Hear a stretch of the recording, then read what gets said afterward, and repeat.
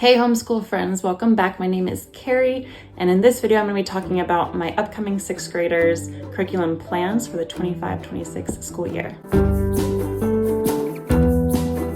All right, so a little bit of backstory. My oldest is going into 6th grade this next year, and he has actually been attending an in-person charter school from 2nd grade to 5th grade.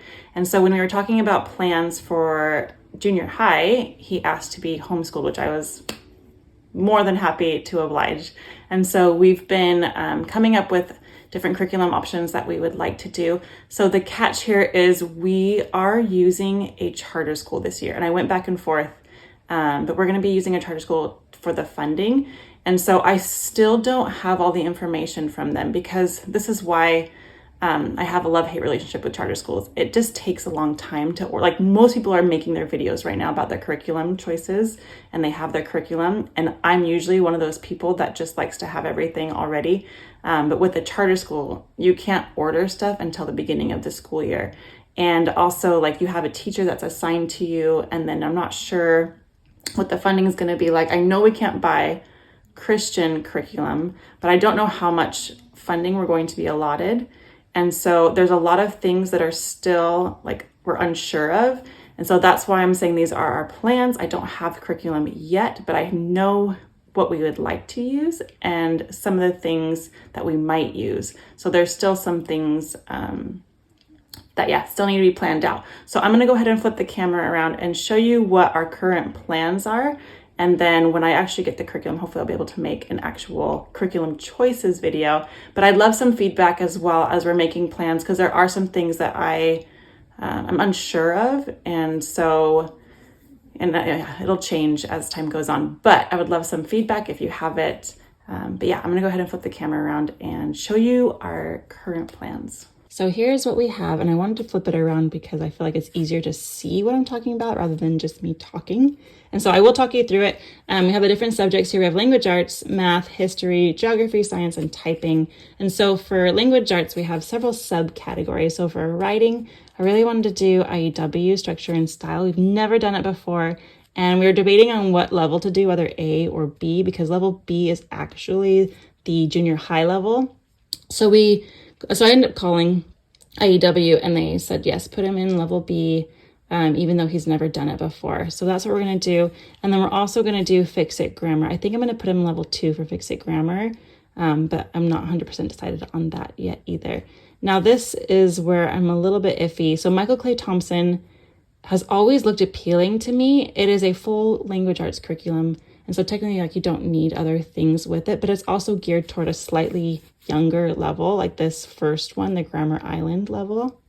And so the reason I'm interested in it is because it's written by someone who's really passionate about the subject of language arts. And so I loved the idea of bringing that passion into learning about grammar and sentences and language. The ones that I'm thinking about not doing are the poetry part of it, and then the reading part of it. So my understanding with Michael Clay Thompson is there's like 5 different branches of language arts that you cover. And so you can pick and choose which branches you want to do, or you can do the full thing. And so these are the ones that I'm thinking about doing. It's also kind of an expensive curriculum, and one that doesn't really have like a laid out schedule for you. You kind of have to make your own schedule with it, which I don't tend to love in curriculum.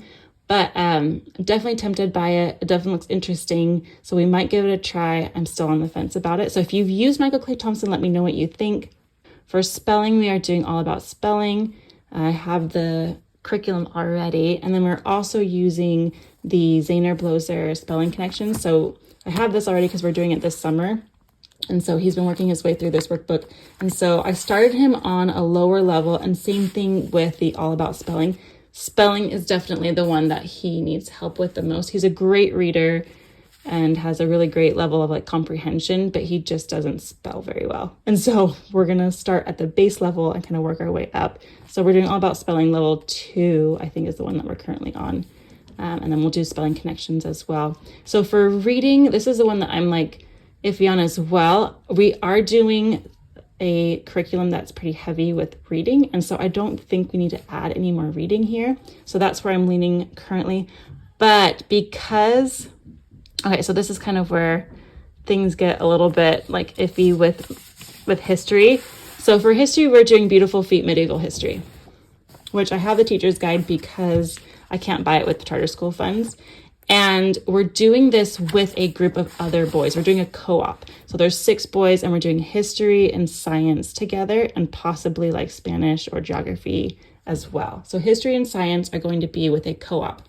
So originally, like if you look at my original plans, I was going to do American history with Sunlight or Bookshark if we were doing a charter school.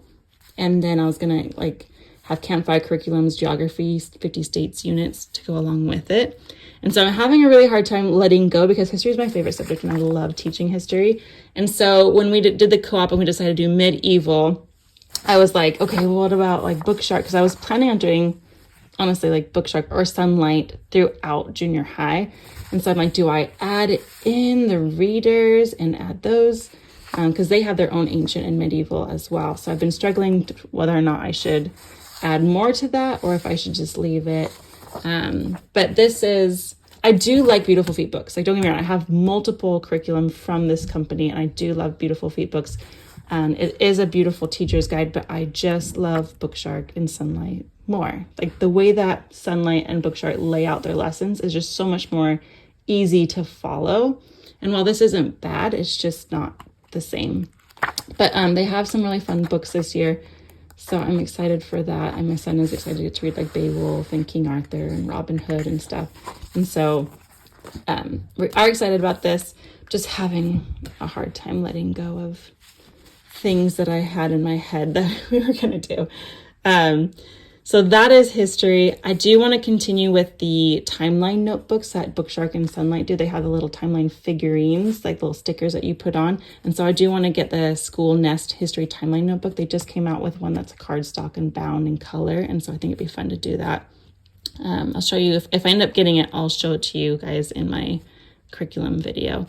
My official one when everything is actually said and done. So anyway, that kind of has to go with the reading, and that's why I jumped ahead here. But math, we're going to do teaching textbooks. We've never done it before, so I'm excited to try it out. It's an online app program, and he tested into Math 7 even though he's going into grade 6 because math is one of his subjects that he tends to be strong in.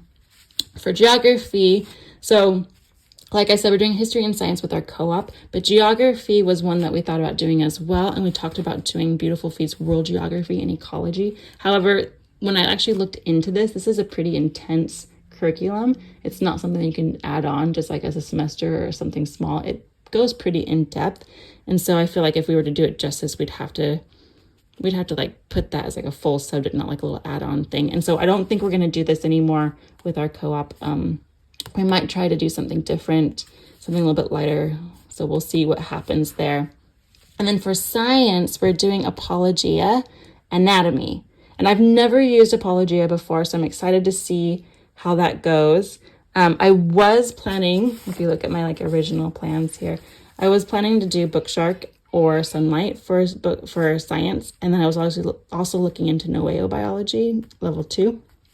But ended up, so we talked about it, and this is something that they wanted to do. We do have 6th graders and 7th graders in our co-op, and so we kind of have to go with what people have already done in the past and make sure we're not repeating stuff for them and making it interesting for everyone. And so science is something that I'm easy with. I don't mind, so it'll be fun to try something new, although I do love Bookshark and Sunlight for that. And then typing. Okay, if you have any typing programs that you love, put them in the comment section below. I'd love to check them out. I have used typing.com before with my kids in the past, and it's fine. It's a free program online. And then I've looked into typesy.com, and you just pay for 5 years at a time. And so I wrote down the price there. So that one I've heard is good, but if you have one that you love, let me know. So that is everything that we have planned so far. So it'll be interesting to see what ends up happening once I am able to talk to the school and get an idea of what they accept, because we are going to be using some things that do have Christian curriculum in them, which is why I bought this book, because I can't purchase this with my funds, my charter funds, because it does have Christian content inside. And so it'll be interesting to see, what they say. Like I still don't know yet. But thank you so much for watching. Let me know if you have any words of advice for me. and I will see you in my next video. Thanks, guys. Bye.